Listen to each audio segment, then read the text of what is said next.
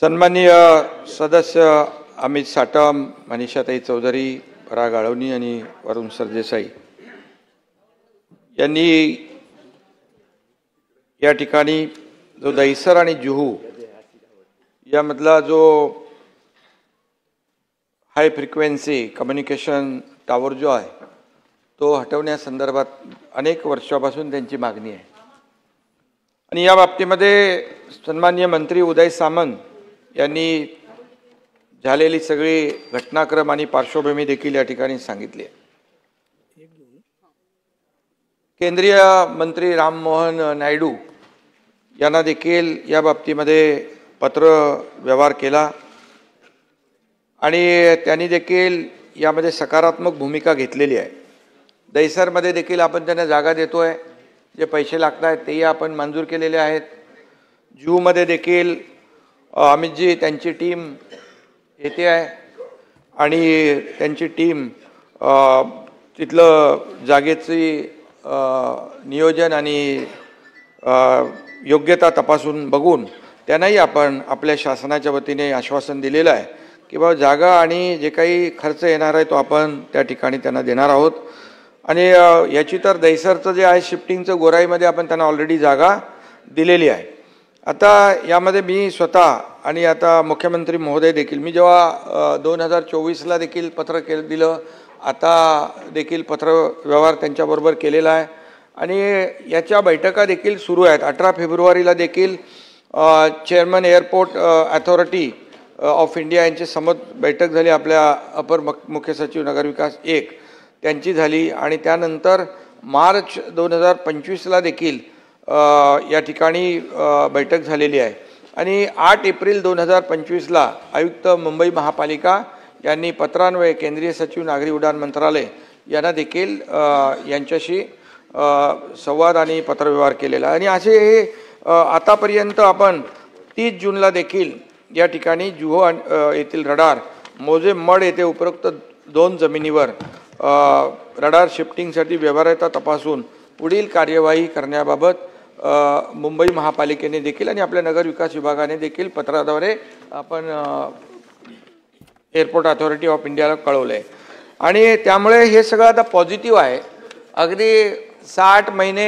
अमित साटम म्हणाले की याच्यामध्ये हे सर्व काम झालं पाहिजे। मला वाटतं त्याच्यापूर्वी अगोदरच हे काम होईल, कारण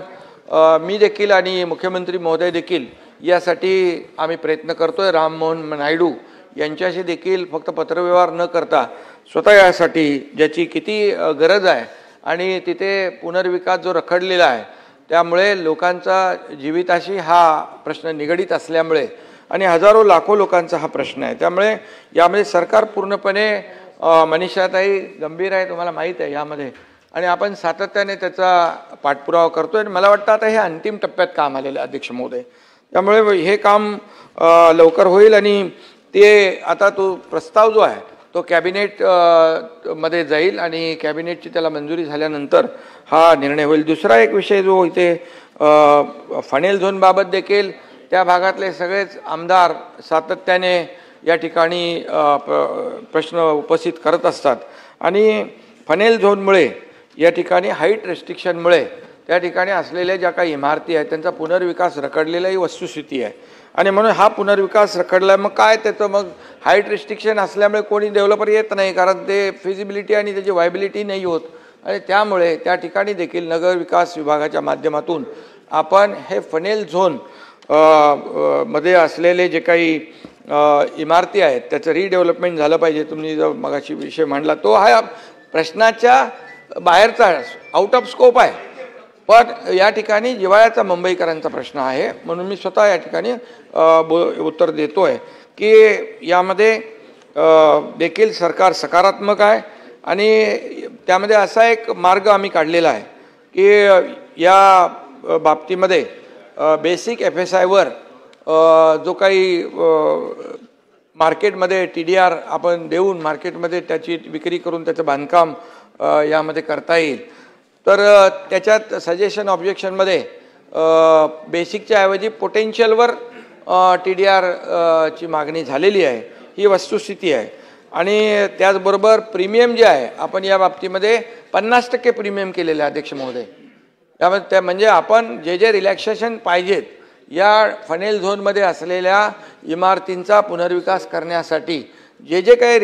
रिलॅक्सेशन दिले पाहिजे किंवा आम्ही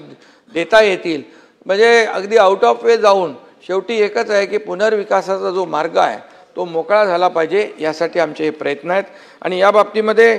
जे संबंधित आमदार आहेत त्यांच्याबरोबर देखील एक चर्चा करू, कारण बेसिकवर का पोटेन्शियलवर या बाबतीमध्ये देखील आपल्याला थोडा स्टडी करून यामध्ये जे काही म्हणजे आपल्याला शेवटी त्या इमारतींचा पुनर्विकास हा महत्त्वाचा आहे आणि पुनर्विकासाबाबतीमध्ये सरकार गंभीर आहे आणि यामध्ये नक्कीच या सकारात्मक आपण निर्णय घेऊ. आणि या लाखो लोकांचा जो पुनर्विकासाचा पहिल्यांदा आपण फॉर्म्युला बनवलेला आहे. आतापर्यंत आपण लोकांची जमीन घेतो त्याला TDR देतो, पण आता लोकांची जमीन लोक यूज करणार आहेत तिथे पुनर्विकासासाठी,